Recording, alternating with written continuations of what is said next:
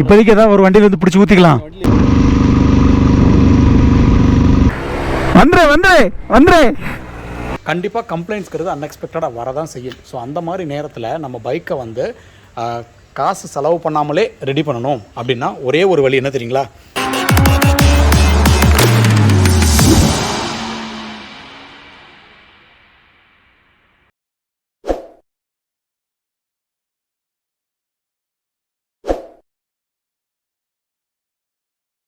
Bike maintenance பற்றி முக்கியமாக ஒரு விஷயம் சொல்லணுங்க. அதுவும் வந்து பார்த்திங்கன்னா அந்த புது பைக்கெல்லாம் வாங்கி யூஸ் பண்ணுறீங்களே, அவங்க வந்து ஓனர்ஸ் வந்து நிறைய மிஸ்டேக் பண்ணுறீங்க. ரொம்ப காசு கொடுத்து, அது வந்து டிவிஎஸ் எக்ஸலாக இருக்கட்டும், இல்லை BMW பைக்காக இருக்கட்டும், எதுவாக இருந்தாலும் சரி, நீங்கள் போடுற காசில் வந்து வாரண்டிக்கும் சேர்ந்து தான் நீங்கள் பே பண்ணுறீங்க. பட் ஒரு பிரச்சனைன்னு வரும்போது அந்த வாரண்ட்டி நமக்கு கை கொடுக்குறதில்ல. அதுக்கு முக்கியமான மிஸ்டேக் என்னென்னு பார்த்தீங்கன்னா, பைக்கில் வந்து நிறையா காம்பனண்ட் வந்து நீங்கள் என்ன பண்ணுறது, தேர்ட் பார்ட்டி காம்பனண்ட்டை வந்து நீங்கள் அடிஷ்னலாக வந்து மாடிஃபிகேஷன் பண்ணுறங்கிற பேரில் பைக்கோட அந்த ஒரிஜினாலிட்டியை டிஸ்டர்ப் பண்ணுறீங்க. அதனால் வந்து வாரண்ட்டி இல்லாமல் போயிடுது. நம்ம வண்டியில் என்னெல்லாம் பண்ணியிருக்கோம், அது எப்படிலாம் யூஸ் ஆச்சு அப்படிங்கிறத பாருங்கள். இப்போ நம்ம இருக்கிற ராயல் என்ஃபீல்ட் பார்த்தீங்கன்னு வச்சுக்கோங்களேன், இது வந்து இருக்கிறதுலே டாப் எண்ட் மாடல். அந்த கிளாசிக் 350 2,30,000 வரைக்கும் இந்த பைக்கு நான் ஸ்பெண்ட் பண்ணியிருக்கேன். இந்த வாரண்ட்டி டைமில் இந்த பைக்கில் பார்த்தீங்கன்னு வச்சுக்கோங்களேன், ஏகப்பட்ட கம்ப்ளைண்ட்ஸ் இதுலேயும் வந்துச்சு. அதாவது ஒரு மெக்கானிக்கல் ஐட்டம்ஸ், எலக்ட்ரானிக் ஐட்டம்ஸ் அப்படின்னா கம்ப்ளைண்ட் வராது அப்படின்ட்டு எதையுமே சொல்ல முடியாதுங்க. அது புதுசாக வந்த பிராண்டாக இருந்தாலும் சரி, இல்லை மார்க்கெட்டில் ரொம்ப நாளாக இருந்த பிராண்டாக இருந்தாலும் சரி, கண்டிப்பாக கம்ப்ளைண்ட்ஸ்ங்கிறது அன்எக்ஸ்பெக்டடாக வரதான் செய்யும். ஸோ அந்த மாதிரி நேரத்தில் நம்ம பைக்கை வந்து காசு செலவு பண்ணாமலே ரெடி பண்ணணும் அப்படின்னா ஒரே ஒரு வழி என்ன தெரியுங்களா? பைக்கோட வாரண்ட்டி தான். ஸோ ஒவ்வொரு பிராண்டுக்கும் பார்த்தீங்கன்னா ஒரு 2 வருஷம் வாரண்ட்டிலேருந்து 5 வருஷம் வாரண்ட்டி, ஒரு கிலோமீட்டர்லாம் கொடுத்துருப்பாங்க. இதுக்கெல்லாம் பார்த்தீங்கன்னு வச்சுக்கோங்களேன் 3 years or 30,000 கிலோமீட்டர் இந்த மாதிரி.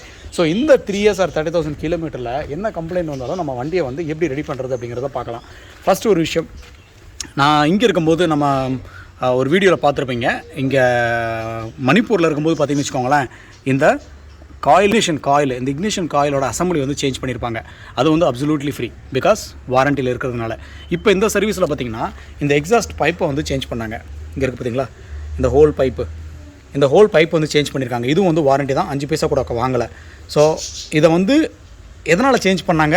சேஞ்ச் பண்ணுறதுக்கு முக்கியமான காரணம் என்ன அப்படின்னு பார்த்தீங்கன்னா, பைக் வந்து ஒரிஜினலாக இருக்கிறது தான். சரிங்களா?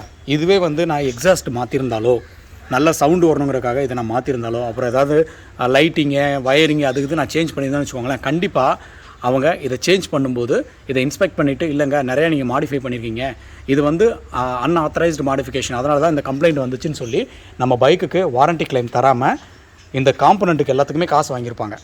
பட் அது நடக்கலை. அதுக்கு காரணம் என்னென்னா, வண்டி நம்ம ஒரிஜினலாக மெயின்டைன் பண்ணுறது தான். ஸோ நான் என்ன சொல்ல வரேன் அப்படின்னா, நீங்கள் யூஸ் பண்ணுற வண்டி எந்த வண்டியாக இருந்தாலும் சரி, வாங்கும்போது அதுக்கு ஒரு வாரண்ட்டி இருக்குன்னா, அந்த வாரண்ட்டி கரெக்டாக நீங்கள் தேவைப்படுது அப்படின்னு நினச்சிங்கன்னு வச்சுக்கோங்களேன், வண்டியை கரெக்டாக சொன்ன டைமில் சொன்ன இடத்துல நீங்கள் சர்வீஸ் பண்ணுங்கள். லோக்கலில் சர்வீஸ் பண்ணாதீங்க. ஷோரூமில் நீங்கள் ஒரு ஃபார் எக்ஸாம்பிள் நீங்கள் வந்து ஒரு ஹீரோவை வச்சுருக்கீங்க, சர்வீஸ் பண்ணால் அங்கே வந்து ஒரு 1000 ரூபாய் கேட்குறாங்க, வெளியே பண்ணால் 800 கிடைக்குது அப்படிங்கிறக்காக நீங்கள் வெளியே பண்ணிங்கன்னா உங்கள் பைக்குக்கான வாரண்ட்டி கிடைக்காது. ஸோ அவங்க ஒவ்வொரு இன்டர்வல் சொல்லியிருப்பாங்க. வண்டி இடத்துலேருந்து ஒரு மாதம்னா ஒரு மாதம், இல்லை 500 கிலோமீட்டர் 500, அதுக்கப்புறம் 5000, 10,000 அப்படின்ட்டு ஒவ்வொரு மேனுஃபேக்சரும் ஒவ்வொரு இன்டர்வல் வச்சுருப்பாங்க. அந்த டைமில் அவங்க சர்வீஸ் ஸ்டேஷனில் மட்டும் தான் நீங்கள் சர்வீஸ் பண்ணணும். இந்த வாரண்ட்டி பீரியடில் உங்களுக்கு 3 வருஷம் கொடுத்துருக்காங்கன்னா, அந்த 3 வருஷம் வரைக்கும் நீங்கள் உள்ளே பண்ணுங்கள். அவங்க சொல்கிற விஷயங்கள்லாம் நீங்கள் பண்ணுங்கள். அப்படின்னா தான் உங்களுக்கு இந்த மாதிரி பிரச்சனை வரும்போது உங்களுக்கு வாரண்ட்டியில் வந்து கவர் பண்ணுவாங்க. அதை மறந்துடாதீங்க. எக்ஸ்பென்சிவான பைக் வச்சுருக்கிறவங்க இதை வந்து கண்டிப்பாக நீங்கள் மெயின்டைன் பண்ணணும். KTM, அப்புறம் இந்த ஜாவா, ராயல் என்ஃபீல்டு, அப்புறம் இன்னும் சில ப்ரீமியம் பைக்ஸ் எல்லாம் இருக்குது. அந்த மாதிரி எந்த பிராண்டு யூஸ் பண்ணாலும் வாரண்ட்டி கவர் வேணும்னு நினச்சிங்கன்னா அவுட் சைடில் காம்பனண்ட்டாக பண்ணாதீங்க. முக்கியமாக என்ன மாதிரியான காம்பனண்ட்டெல்லாம் பண்ணக்கூடாது அப்படின்னு நினச்சிங்கன்னா, பைக்கிலோட எலக்ட்ரிக்கல், இந்த வயரிங் டச் பண்ணுறது, ஹெட்லைட் மாற்றுறது, இண்டிகேட்டர் மாற்றுறது, எலக்ட்ரிக்கலாக டச்சே பண்ணாதீங்க. அப்புறம் இன்ஜினுக்கு வந்து நம்ம வெளியே இருக்கக்கூடிய அந்த மோட்டல் இன்ஜின் ஆயில் போட்டால் நல்லாயிருக்கும் அப்படின்ட்டு லோக்கல், அதெல்லாம் வந்து லோக்கல் தான் அவங்கள பொறுத்தளவு. ஏன்னா ராயல் என்ஃபீல்டு இப்போ என் பைக் எடுத்துக்கோங்களேன், உள்ளே போனோம்னா ராயல் என்ஃபீல்டு ஆயில்னு ஒன்று வச்சுருப்பாங்க. அது நல்லதோ கெட்டதோ அதை தான் நம்ம யூஸ் பண்ணி ஆகணும். ஏன்னா அதை யூஸ் பண்ணால் மட்டும்தான் அவங்களுடைய சர்வீஸ் ஸ்டேஷனில் அந்த கம்ப்யூட்டரில் வந்து ரெக்கார்ட் ஆகும். இந்த டைமில் இந்த வண்டி வந்தது, இந்த காம்பனண்ட் பண்ணியிருக்கிறோம் அப்படின்ட்டு. மோட்டல் ப்ரீமியமாக இருக்கும்னு சொல்லலாம், வெளியே போய் மாற்றணும்னு வச்சுக்கோங்களேன். அவங்கள பொறுத்தவரை வண்டி வந்து சர்வீஸ்க்கு வரல, ஆயிலும் வந்து அவங்களுடைய ரெக்கமெண்டட் ஆயில் பண்ணாமல் நம்ம வெளியே தான் பண்ணியிருக்கோன்னு சொல்லிட்டு வாரண்ட்டி கவர் கிடைக்காது. ஸோ பண்ணுறதை உள்ளே பண்ணுங்கள். அப்புறம் இந்த எக்ஸாஸ்ட்டு வந்து லவுடர் சவுண்டுக்காக மாடிஃபை பண்ணுறது, அப்புறம் உள்ளே வந்து இந்த லைட்டிங் செட் பண்ணுறது, இந்த மாதிரியான ஏதாவது பண்ணுறீங்கன்னா கண்டிப்பாக உங்கள் சர்வீஸ் டிபார்ட்மெண்ட்டில் இதெல்லாம் நான் பண்ணலாமா, பண்ணுனா எனக்கு என்ன பிரச்சனை வரும், வாரண்ட்டி முக்கியமாக கிடைக்குமா கிடைக்காதாங்கிறத கேட்டு பண்ணுங்கள். எதெல்லாம் பண்ணலாம் அப்படிங்கிறத நான் சொல்கிறேன். எதெல்லாம் பண்ணலாம்னா, எந்த ஒரு பைக்குக்குமே இந்த மாதிரி சீட் கவர்ஸ் போடுறது, கேரியர் செட் பண்ணுறது, ஹேண்டில் பார் சேஞ்ச் பண்ணுறது, ஹேண்டில் பார் கூடவே வந்து இந்த வயர்லாம் டிஸ்டர்ப் ஆகாத மாதிரி அந்த சேம் லென்த்தில் இருக்கிற மாதிரியான ஹேண்டில் பார் செட்டப் பண்ணுங்கள். ஏன்னா சிலதெல்லாம் பார்த்தீங்கன்னு வச்சுக்கோங்களேன், பெரிய ஹேண்டில் பாரோ இல்லை ஷார்ட் ஹேண்டில் பாரோ போடும்போது இந்த வயரெல்லாம் டிஸ்டர்ப் ஆகும். ஸோ அந்த மாதிரி விஷயங்களை இன்வால்வ் ஆகாதீங்க. அப்புறம் எக்ஸாஸ்ட்டு சேஞ்ச் பண்ணாதீங்க டில் வாரண்ட்டி பீரியட். வாரண்ட்டி முடிஞ்சதுக்கப்புறம் உங்கள் வண்டிக்கு வந்து என்ன ரிப்பேர் வந்தாலும் அது உங்கள் கை காசு தான் போட்டாகணும். அந்த டைமில் நீங்கள் என்ன வேணால் பண்ணிக்கோங்க, சரிங்களா? ஸோ இது கண்டிப்பாக பைக் ஃபஸ்ட் டைம் புது வண்டி வாங்கியிருக்கணும் யூஸ்ஃபுல்லாக இருக்கும்னு நினைக்கிறேன். ஆல்ரெடி எங்களுக்குலாம் தெரியும் ப்ரோ அப்படின்னு நினச்சிங்கன்னா உங்கள் ஃப்ரெண்ட்ஸுக்கு இதை பற்றி சொல்லுங்கள். ஏன்னா நமக்கு தெரியுங்கிறத நம்மளோட வச்சுக்கானா 4 பேருக்கு சொல்லுவோம், கண்டிப்பாக யூஸ்ஃபுல்லாக இருக்கும். ஏன்னா அந்த வண்டி நம்ம எடுத்ததுலேருந்து ஏகப்பட்ட நான் சேஞ்ச் பண்ணியிருக்கிறேன். பம்பர் வந்து ஒரு வாட்டி நம்ம சேஞ்ச் பண்ணோம் வாரண்டியில். அப்புறம் அதுக்கு முன்னாடி நிறையா பண்ணால் எனக்கு டக்குன்னு ஞாபகம் வர மாட்டேங்குது. ஒவ்வொரு வாட்டியும் பார்த்திங்கன்னா காசே வாங்க மாட்டாங்க, போவோம் வண்டி விடுவோம், சர்வீஸ் பண்ணிவிட்டு மெயின்டைன் பண்ணி கொடுத்துருவாங்க. இதுக்கு அதிகபட்சம் பார்த்திங்கன்னா 100 200 சார்ஜ் பண்ணுவாங்க. அதுக்கு எதுக்கு அப்படின்னா அந்த கன்சியூமபிள்னு சொல்லுவாங்க, அதுக்கு யூஸ் பண்ணக்கூடிய ஆயில், கிரீஸு, அப்புறம் கிளாத்து, அப்புறம் செயின் லூப்ரிகேஷன், இந்த மாதிரி அதெல்லாம் ரொம்ப ரொம்ப ரீசனபிள். நம்ம இந்த 7300 கிலோமீட்டர் ரைட் பண்ண இடத்துல பார்த்திங்கன்னா நிறையா சர்வீஸ் ஸ்டேஷன் போனோம், எங்கேயுமே வந்து சார்ஜஸே பண்ணல. அந்த 50 ரூபா 100 ரூபா தான். ஸோ இதுதான் வாரண்டியோட பவர். ஸோ ஞாபகம் வச்சுக்கோங்க, உங்கள் பைக்கை எக்ஸசிவாக மாடிஃபை பண்ணாதீங்க, முடிஞ்சளவு ஒரிஜினலாக ஓட்டுங்க, தேவையான விஷயங்களை மட்டும் சேஞ்ச் பண்ணிக்கோங்க. ஸோ நம்ம கொடுத்த இந்த இன்ஃபர்மேஷன் கண்டிப்பாக உங்களுக்கு யூஸ்ஃபுல்லாக இருக்கும்னு நினைக்கிறேன்.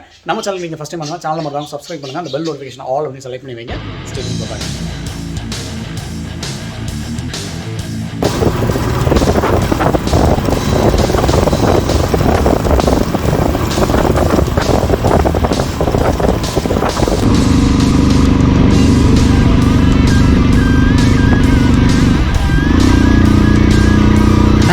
இப்போதைக்கு ஏதாவது ஒரு வண்டியில் வந்து பிடிச்சி ஊற்றிக்கலாம், பிரச்சனை இல்லைண்ணே.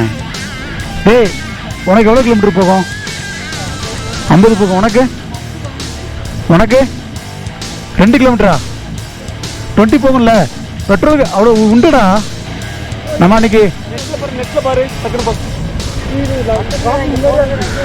சரி ஓகே போயிடலாம். அவன்ட்டான் காலை ஊடிட்டான். டியோ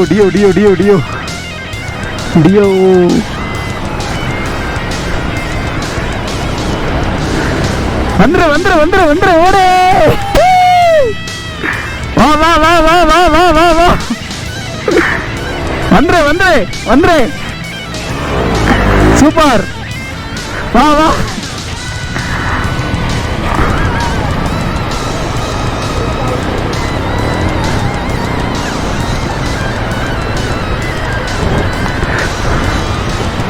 சடா இது ஹிமாலயனுக்கு வந்த சோதனையா இது?